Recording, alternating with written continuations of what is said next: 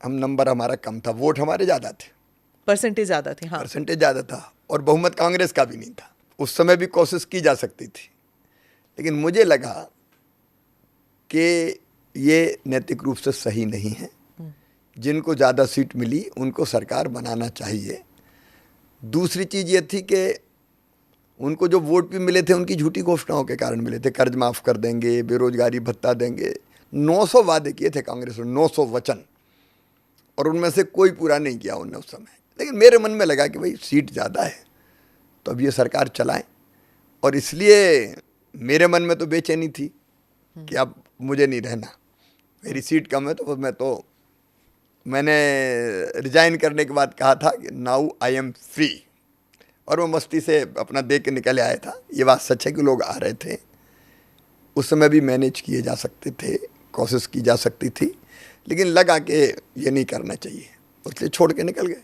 आपने मोदी जी और अमित शाह से बात की कि मैनेज नहीं नहीं नहीं नहीं, ऐसा है कि ये विशुद्ध रूप से, चूंकि हमारी सीट कम थी तो हमारा फैसला था, और फैसला पार्टी के साथ मिलकर ही किया था कि ठीक है अब सीट कम है तो नहीं बनानी चाहिए।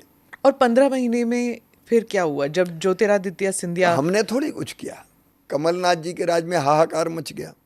वल्लभ भवन दलालों का अड्डा बन गया। वल्लभ भवन मीन्स मेरा सेक्रेटरिएट, चारों तरफ लूट का आलम था। अब उस समय जो छापे पड़े तो आपको ध्यान में 280 करोड़ रुपए अगल बगल के लोगों से ही निकले। हालत ये हो गई थी कि बिना लिए दिए कुछ होता ही नहीं था। हमारी सारी योजनाएं बंद कर दी। मैं आपको उदाहरण देता हूं, मैं बच्चों को लैपटॉप के लिए 25,000 रुपये देता था, जो अच्छे नंबर लाते थे 12th में, लैपटॉप देना बंद कर दिया। गरीब बहन बेटा बेटी को जन्म देती थी तो जन्म के पहले 4,000 और जन्म के बाद 12,000 हम देते थे, ताकि वो थोड़ा रेस्ट कर सके और अच्छा खाए पिए। हाँ, पोषण के लिए। पोषण हाँ। के लिए वो भी कमलनाथ जी ने बंद कर दिए। हम बेटियों की शादी करते थे, मास मैरिजेज होती थी सरकार की तरफ से। इन्हें शादी तो हो गई, पैसे ही नहीं दिए। हम तीर्थ दर्शन करवाते थे तो तीर्थ यात्रा इनने बंद कर दी। केवल इतना नहीं किया इनने, प्रधानमंत्री आवास योजना के मकान प्रधानमंत्री जी श्रीमान नरेंद्र मोदी जी ने भेजे, वो मकान ही स्टेट का शेयर नहीं दिया, वापस कर दिए। जल जीवन मिशन 2019 में पीएम साहब ने प्रारंभ किया, वो जल जीवन मिशन इन्हें शुरू ही नहीं किया। प्रधानमंत्री किसान सम्मान निधि की सूची नहीं भेजी। भाई प्रधानमंत्री श्रीमान नरेंद्र मोदी जी 6,000 रुपया किसानों को दे रहे हैं, आपका क्या बिगड़ता था? लेकिन वो सूची तक नहीं भेजी गई।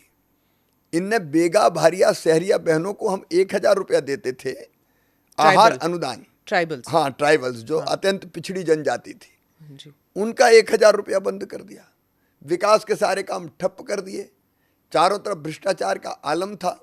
और जब ऐसी चीजों पर टोका श्रीमान ज्योतिरादित्य सिंधिया जी ने, तो ये उनसे ही अकड़ गए कि सड़क पे आ जाओ, निपट लेंगे, देख लेंगे। तो हम तो ये देख के व्यथित हो रहे थे कि बड़ी मुश्किल से हम प्रदेश की गाड़ी को विकास की पटरी पर लेके आ पाए, और ये सत्यानाश किए दे रहे हैं पूरा। लेकिन आपने अपने लोगों को भी हर्ट किया। और जब सिंधिया जी ने कहा कि वचन निभाओ, वादे पूरा करो, तो कमलनाथ जी ने उनको ही आंखें दिखा दी कि तुम आ जाओ सड़क पे। तो सिंधिया जी अपने साथियों को लेके आ गए। अब फिर हम क्या करते? एक तरफ इतनी निकम्मी और नाकारा भ्रष्ट सरकार, दूसरी तरफ कांग्रेस पार्टी टूट के खुद यह फैसला कर रही है कि हमको इस सरकार में नहीं रहना। तब प्रदेश के हित में हमने सरकार बनाई। आपने अपनी टीम को मनाया कैसे? क्योंकि बीजेपी उस 2018 के चुनाव में तो नारा ये था कि माफ करो महाराज हमारा नेता शिवराज। अब फिर सिंधिया जी लेके आते हैं 22 लोग, कांग्रेस पार्टी की मानसिकता वाले लोग, वो आते हैं आपकी सरकार में, कैबिनेट में आ जाते हैं।